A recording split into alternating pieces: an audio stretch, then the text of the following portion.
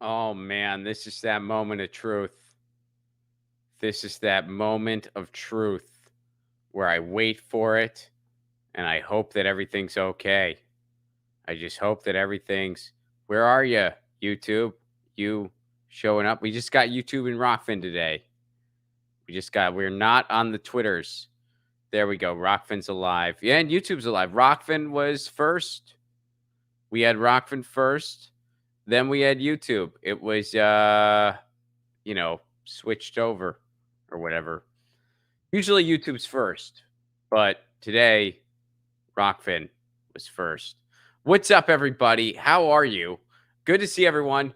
Good afternoon, good evening, good morning, wherever your time zone is. We're a little late for the patrons. I announced the stream would be 2 p.m. Eastern, 11 a.m. Pacific, but we're a little late, and the reason for that is because I was doing Jay Buffett's show over at the Fred Hampton Leftist, and I kind of had a mix up as to what time we were doing. I was mixing up my ET and my PT.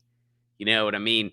I was mixing up my Pacific time and my Eastern time. So I was like, oh, so I figured, well, I'll do the Fred Hampton Leftist show and then I'll just do the patron stream right after. So that's what I'm doing.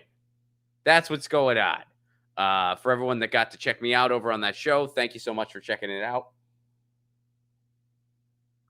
And I hope you are well. And this is the patron stream. This is the stream where I respond directly to the patrons, and it goes out to everybody. It's not it goes out to everyone first, but then the replay of the stream is only available on Patreon and Rockfin Premium. So to become a Patreon or Rockfin Premium, you can go to patreon.com/romplacone. And for a give what you can level, you get all kinds of exclusive perks. You get the replay of this stream and all other patron streams. You can get your own theme song. I'll make you a theme song. You get your own Zoom shows. I do Zoom shows for the patrons. I was doing them pretty much every week. With the summer, I've been doing them like every other week because people aren't able to make it as much with the summertime and stuff like that. But regular Zoom shows, and I'll make you a theme song, and you get the replay of this stream and all other patron streams, and you can get all that for a give what you can level. I have a tier, TIER, less Patreon, so everyone gets all the same perks no matter what level you give. Even $1 a month goes a long way. So patreon.com/Ron Placone. All right. Hope everyone is well. Hope everyone is having a killer weekend, and we'll get right into it here. Nina, what's up?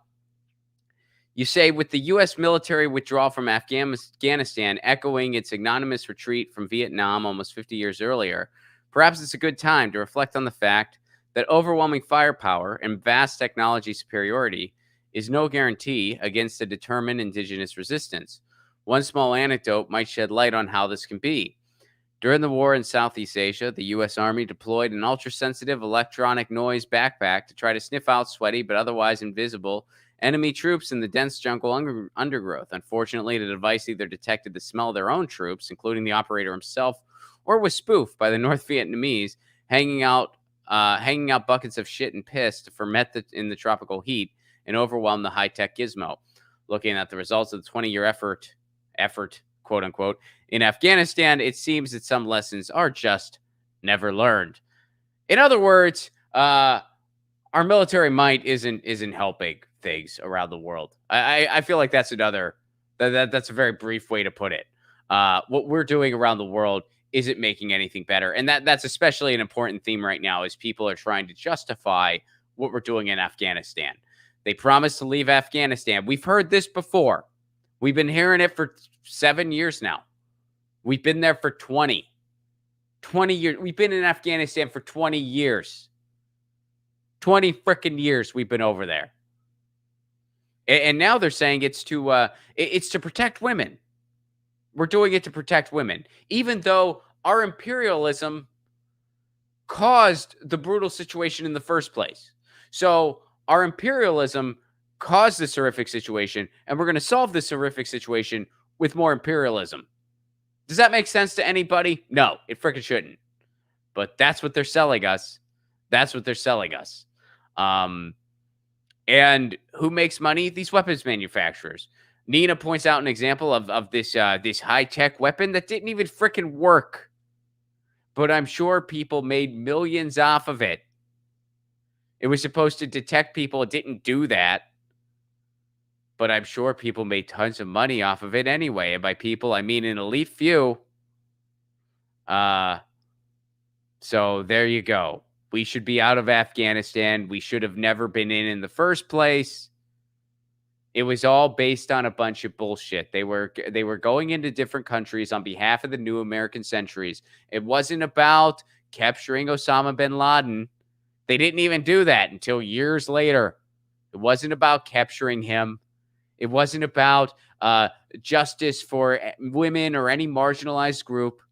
It was about the new American century setting countries in the Middle East on fire at the behest of oil companies and the military industrial complex. And it was about pumping up the stock of Halliburton, because who was really calling the shots here? Dick Cheney and his ilk. That's who was really calling the shots. The Bush administration brought this country to its knees with the new American century, and we're still on our frickin' knees.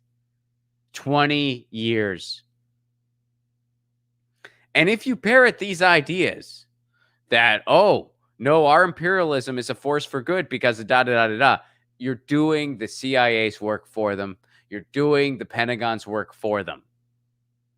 Terrible things happen around the world, abso-frickin-lutely. But our imperialism has not made things better. Hasn't made things better. Made things worse. It's made things worse. I was just talking about this with Jay over at the Fred Hampton Leftists, which, by the way, check them out. I appreciate him. He had me on today. My time zones are mixed up. That's why I'm doing the Patreon stream right after. I thought I was doing his show at 1 p.m. Pacific, but it was actually 1 p.m. Eastern. So I was like, oh crap, I guess I'm going to do his show and then go right over and do the Patreon stream. So yeah, that's the reason for the weird timing here. But shout out to Fred Hampton Leftist. Everyone should definitely check them out. And shout out to Jay for having me on today to talk about Afghanistan and also my movie, which my movie trailer is out now. I will put the information in the chat if you want to check it out. And if you haven't checked it out yet, please do. Please check it out. Enjoy it. And if you are able and interested, you can contribute to the GoFundMe to make this movie a reality. But you can also just watch the trailer. If you don't have anything to spare, please watch the trailer anyway. Don't not watch the trailer because you're like, well, I don't have any, I can't contribute right now. That's okay. I get it. Please watch it anyway. Please watch it anyway and enjoy it. And just share it on your social media. Be like, hey, I want to see this movie get made. I'm real excited about it. That goes a long way. And if you do have some money to spare and you want to contribute to help make this movie made, to help this movie get made, please do so. This movie is, there's a lot of perks if you give.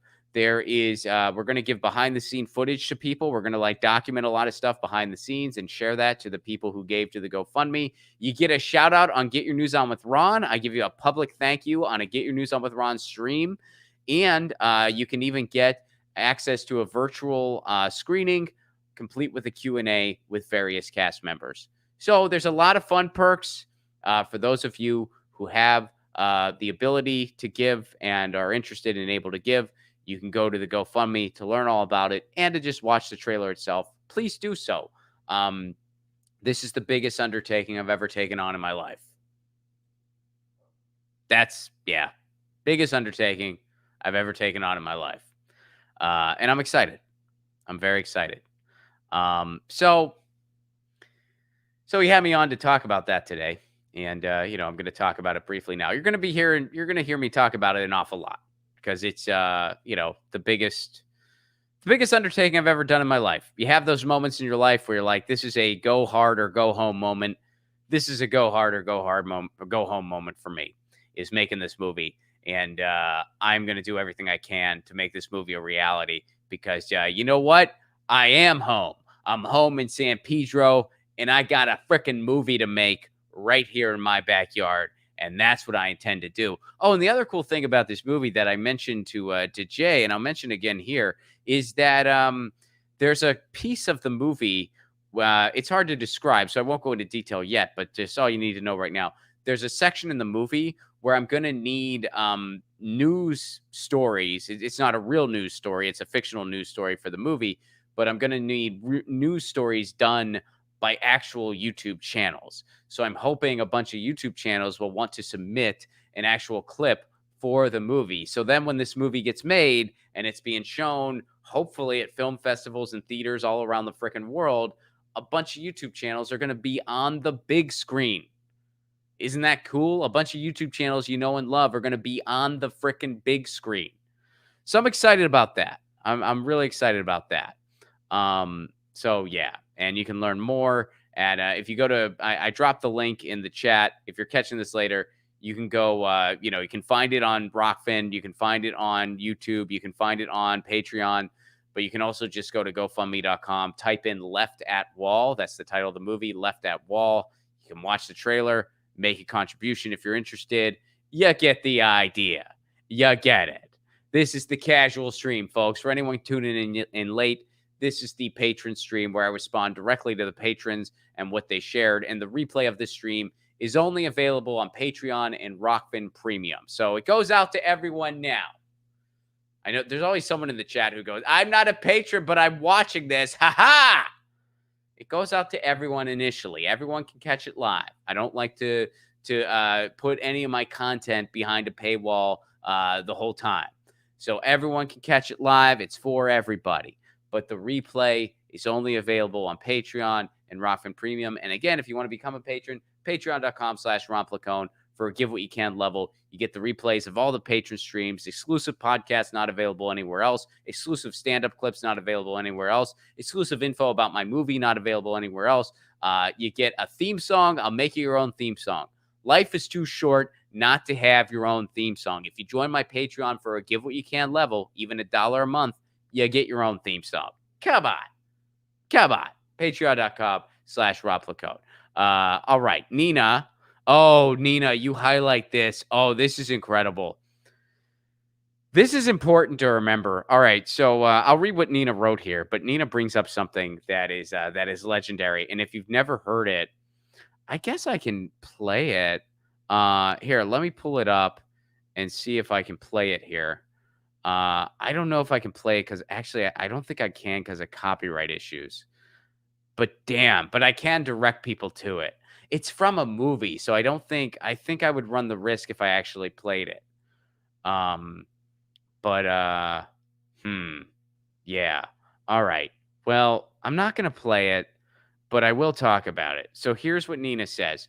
Some people may not know that the current U.S. healthcare, and you put healthcare in quotes, which is very appropriate, system stems largely from Richard Nixon, famous for recording his conversation in the Oval Office. He signed the Health Maintenance Organization Act in 1973, although the principal sponsor was actually Senator Ted Kennedy, which established the HMO paradigm so beloved, quote unquote, today.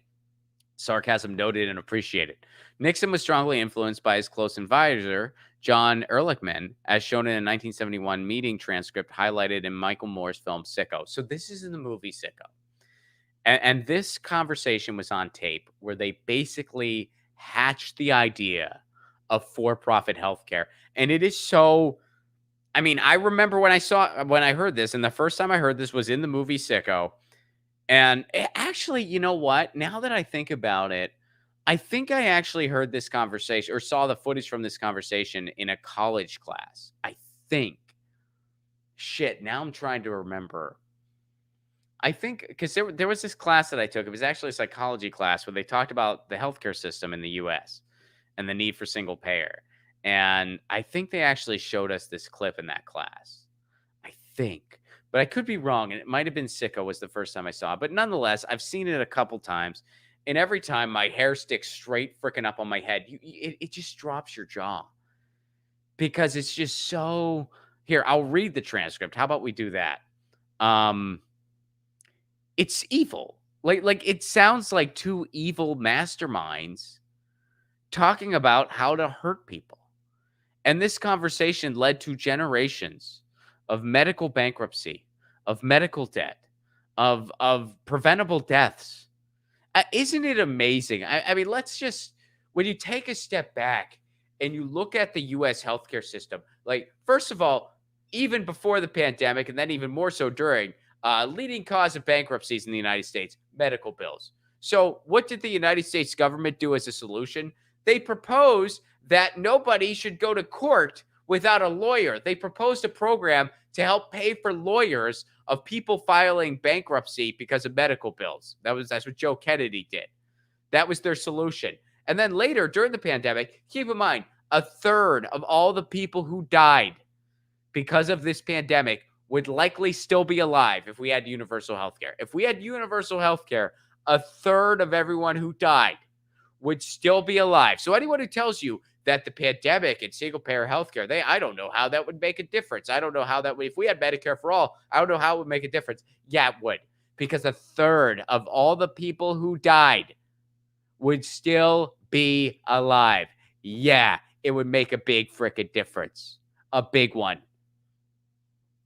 But anyway, we have a healthcare crisis in this country, and what's the solution? A third of all people who died would still be alive if we had universal healthcare. What's our government solutions? They come up with a program to help people pay for funerals. Instead of solving the very fixable problem that the rest of the industrialized world figured out decades ago, we'll help you pay for your funeral. Or if you're bankrupt, we'll help you pay for a lawyer. If the United States was a house and said house had termites in it, the United States government, their solution to that problem would be to burn down the house and then give you a $10 coupon to buy a new freaking house. That's what they would do. And then you'd be like, why didn't you just get rid of the termites? Well, because our donors pay us a lot of money to make sure we don't do that. The termites are big donors. They give a lot of money. So we can't fricking do that. That would be the United States government solving termites in a house. That would literally be what they do. It's frickin' nuts. But here's this transcript that really helped spawn all of this. Check this out. So this is Ehrlichman on the health business. Nixon. Here, I'll try to do a. I won't announce the names. Instead, I'll try to do a Nixon impression. Ehrlichman. I'll just talk normal. Ready? On the health business. Yeah, I'm not too keen on any of these damn medical programs. This is a private enterprise one. Well, that appeals to me. Edgar Kaiser is running his permanent, is that how you say that? Permanente deal for profit. And the reason he can do it is that all the incentives are towards less medical care, because the less care they give them, the more money they make. Fine. And the incentives run the right way. Not bad. That's a real conversation that took place between a president. And then what was Ehrlich? Oh, his close advisor. Ehrlichman was a close advisor. This helped spawn the for-profit healthcare industry in the United States. That is not healthcare at all. It is just an industry of exploitation. That's what we have. We don't have a healthcare system in the United States. We have an industry of exploitation that has killed countless amounts of people, has killed them, and has left others bankrupt. I mean, in the United States, quote unquote, healthcare system, the industry of exploitation, in a best case scenario, you're getting ripped off. That's a best. If you're the luckiest of the lucky, you're getting ripped off, because even wealthy people still pay a buttload for their health insurance that they shouldn't be paying. It's way more than it should be for everybody, even rich people. Even rich people, our healthcare costs for everybody in the United States, we pay more and get less than every other industrialized world. Every other industrialized world, we pay more, get less. So in the best case scenario, and this is all of us, you're getting ripped off. If you're lucky, you're just getting ripped off. The worst scenario than that is you're bankrupt because of medical bills. That's the worst scenario out of those two.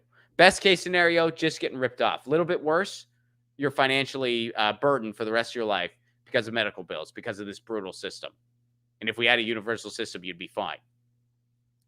Worst case scenario, the absolute worst case scenario, you're not alive anymore. The worst case scenario is you're freaking dead because of something preventable, because of our brutal system of exploitation. If we had a universal healthcare system, you'd still be alive. That's the worst case. So again, best case, just getting ripped off. A little worse, you're financially ruined. The worst of the worst, you're dead. That's our system. That's our system of exploitation. You can't call it a healthcare system. It's not that. It is not a healthcare system. Wow. That is something. That is something. And this, I encourage, I'm not going to play the thing because of copyright issues, but you can find that. You can find that conversation, the audio of it in the movie Sicko, and you can also probably just find it online. Just if you look for like, you know, Nixon and what's the other guy's name? Ehrlichman. I mean, doesn't that just sound like two villains? Just like, oh, get this. They make a bunch of money and their incentive is to not take care of sick people. They make a bunch of money charging people all this money. And then if they don't take care of them, they make even more money. And the profits go the right way, which means our rich friends. I like that. Nixon straight up says, yeah, I'm not so keen of any of these damn medical programs. These programs getting sick people care. Nixon wasn't a big fan of those. He wasn't a big fan of poor people not just dying. If you're rich and can afford care, Nixon was fine with it. Otherwise, just die. Just die already. That's Nixon. Oh, and by the way, compared to a lot of the presidents we've had since, Nixon was among the more reasonable. Let that sink in. Compared to Reagan or Bush, Nixon's a freaking saint. And Nixon was awful. Nixon was a freaking hate psycho. But that's how much worse what we've had since. I mean, it's absolutely fuck nuts. This country is so far to the right. I don't even know what the left-wing equivalent would look like. I don't think it's ever happened in human history. The left-wing equivalent of how far to the right the United States is. I mean, it's nuts. You have people who don't even identify as conservative, who justify our imperialism to themselves, who says we're doing good things. They're straight up imperialists. There's people who justify our healthcare system who don't even consider themselves far right. In other countries, people who consider themselves far right are actually for their universal healthcare systems. They're actually for it. And by the way, that's another thing you can see in Sicko. In Sicko, there's this one thing where Michael Moore is up in Canada and he's talking to some guy. I forget who the guy was or what his position was. But the guy's talking about their universal healthcare system and how great it is and how important it is and how it's so essential for Canada. And he's so thankful for it. And Michael Moore goes, oh, so I guess you're like really far left. And the guy looks at Michael Moore like, what the fuck are you talking about? What does that have to do with anything? Like the guy looked at Michael Moore like the guy was just like, hey, I like pancakes. And Michael Moore was like, oh, you must be a big lefty. Like, what does that have to do with liking pancakes? I'm pretty sure people across the political spectrum enjoy and don't enjoy pancakes. I'm pretty sure right-wing people like pancakes, left-wing people like pancakes. What does pancakes have to do with this? I don't get it. That's how the guy looked at Michael Moore when he said that. And he goes, actually, I'm a conservative. Now, he's a conservative by Canadian standards, so he's not as fucking out there as some of the conservatives we have. I know you have your crazies, Canada. Don't give me. You don't need to email me and tell me. A lot of sometimes you guys are like, well, Ron, actually, we have our problems in Canada, England, wherever. I know. I'm just saying we turn the crazy up to 11 here. More so than you all do. That's all I'm saying.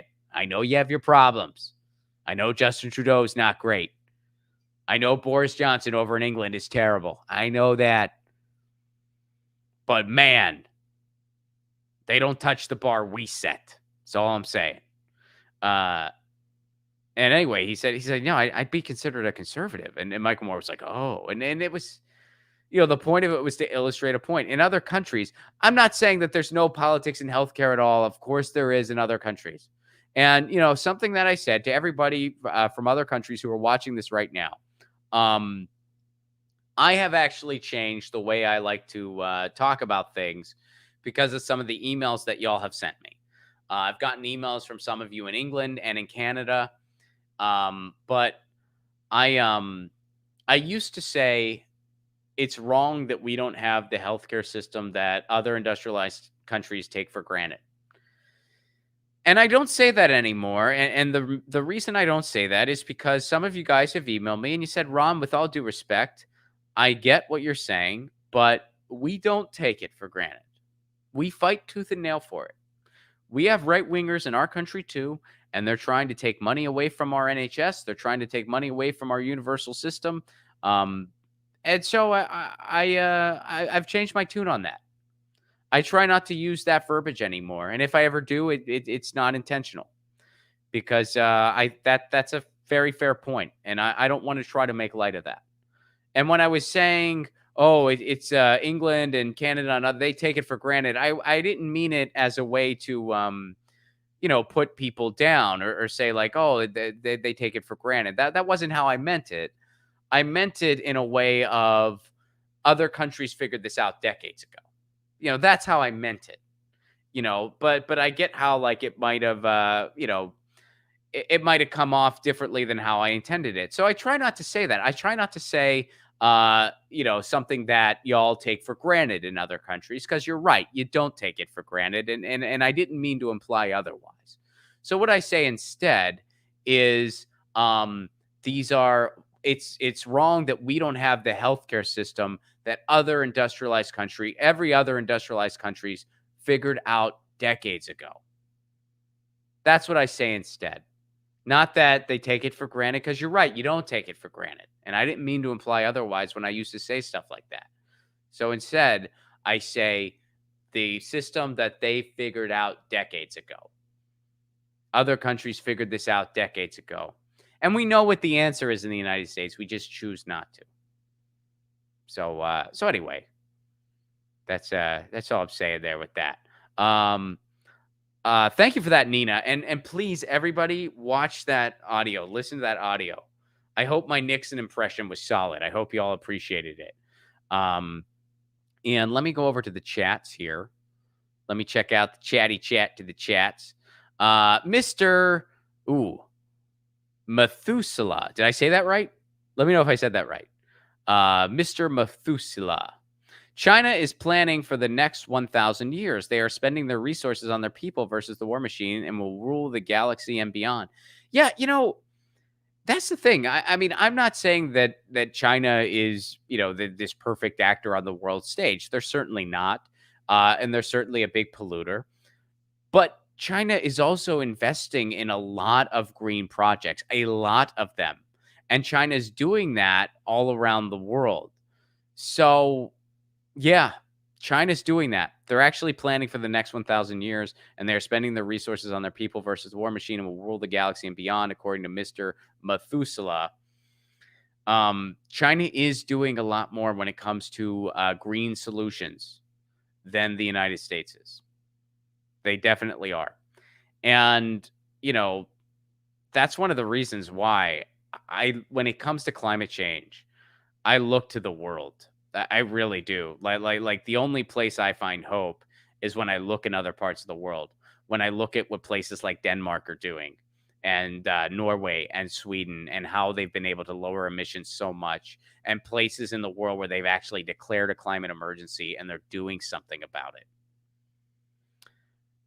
And I really think, and I hope I'm wrong, to be honest with you, but I really think that the United States will just be dragged kicking and screaming. One thing that I take a little bit of comfort in, and it's weird to frame it this way, but it's the truth, is that climate change is a worldwide problem, because that means we have to solve it as one world. Because if it was just up to the United States, we'd be fucked. We'd be fucked. So, yeah. So, thank you for that.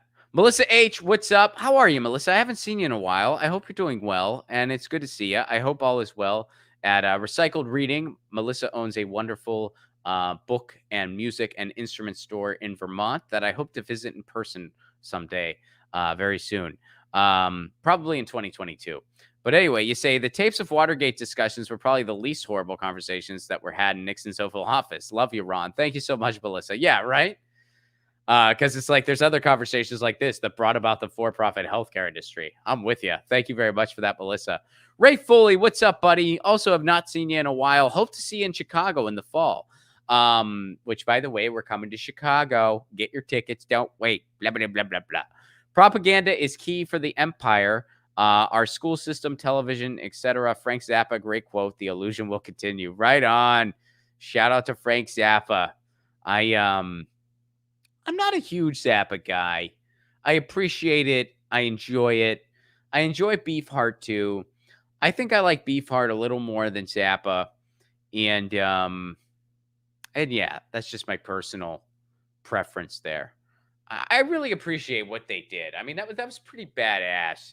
The way they were making those records and it's really kind of cerebral stuff and they were just really, I mean, they were kind of like a DIY movement in so many ways. And then Ray also say it's worth repeating, Ron. Thank you so much for that. I appreciate that, Ray. Thank you very much. Guys, I'm going to drop some of the info regarding my movie in the chat if anyone wants to check it out. And again, if you are able to make a contribution because you want to see this movie made, that's phenomenal. But even if you're not, please go to the website anyway and watch the trailer or watch the trailer on YouTube or watch the trailer on wherever else. Please do that, even if you're not able to contribute. If you are, that's great. And I appreciate it so much. And I need you to make this movie a reality. But if you're not, watch the trailer anyway. Share it. I appreciate that very much. Thank you so much. Over the road trucker, I'll get to yours here. Get off war and go to space. Hallelujah. To the tune of Michael, row your boat ashore. Get off your war and go to space. Hallelujah. Right on. And thank you for that, Ray Foley. Thank you, Over the Road Trucker. Thank you, Melissa H. Thank you, Mr. Methuselah. Oh, and some of you guys asked, is that my actual wife in the trailer? It is not. My wife is not an actress. That's not her thing. I'm the only show business one out of the two of us. She is not in show business. That is an actress named Kimberly Hill, who is incredibly talented. And I loved doing the trailer with her. And I can't wait to do the movie with her, assuming she'll be playing the role of Sarah, who is the character John's girlfriend. But yeah, I had so much fun making this trailer. And the cast was so much fun to be around. And it was so awesome what everyone brought to the table. Lizanne, who plays Jack Blade. Lizanne is a theater trained actress who spent a lot of time in London. She lived in London for over 10 years. So she brought that to the table. And with her, it was kind of like a more theatrical shoot, like theater shoot, which was really cool. And that was totally different than working with Gareth, Gareth Reynolds. I'm sure a lot of you guys know who Gareth is already. He's the co-host of the Dollop podcast, and he's done a lot of other amazing things too. Gareth is playing my brother in the movie, and Gareth, it's like we had the script, and then Gareth just ran with it, and it was so much fun. There were a couple times where I just cracked and started laughing because Gareth was so freaking funny. So working with him was such a blast. And then Alicia and Adrian, who round out the Reddit room, they do sketches together, comedy sketches together. So seeing them build those characters and build their characters together as a duo was so cool. And I'm so excited to see what they'll do in the actual film itself when they get more screen time and more scenes. And then, of course, Kimberly, who played my John's girlfriend, Sarah, the character I'm playing, his name is John. His girlfriend's name in the movie is Sarah. She has a solid drama background. So she really brought a lot of that to the table, which is what the script warrants. So it was really a blast bouncing off of her and kind of being the goofball to her more serious role. So there's not words. Oh, and some of you guys pointed out that Lucy is also in the movie. Lucy is in the movie. She's playing herself, and she gets to keep her own name. She's Lucy the cat in the movie, and she did make an appearance in the trailer too. But Lucy is also in the script. Lucy is in the movie. So she'll be making appearances as well. So that's exciting stuff. but yeah. So I'm real excited about this, you guys. There are not words. Please check it out. Please check out the GoFundMe. If you are able to contribute, there's a lot of perks if you contribute. There's a virtual screening with a Q&A with the cast that you can get. You get a shout out on Get Your News On with Ron. I shout out every single person who gives on Get Your News On with Ron. Also, there is behind the scenes footage that we're going to be sharing with everybody who contributes. So if you are able, GoFundMe.com. You can get the link in the chat, or if you just go to GoFundMe and type in Left It Wall, it will pop up. And even if you're not able to contribute, please watch the trailer. Give it a like if you enjoyed it. Share it with people. Talk to people. Share it on social media. If you know different groups that might be interested in this, maybe someone who's interested in criticizing Wall Street and calling out Wall Street, maybe some kind of lefty group that you're part of, maybe a lefty filmmaking group. Please share it. Please spread the word. I appreciate it so much.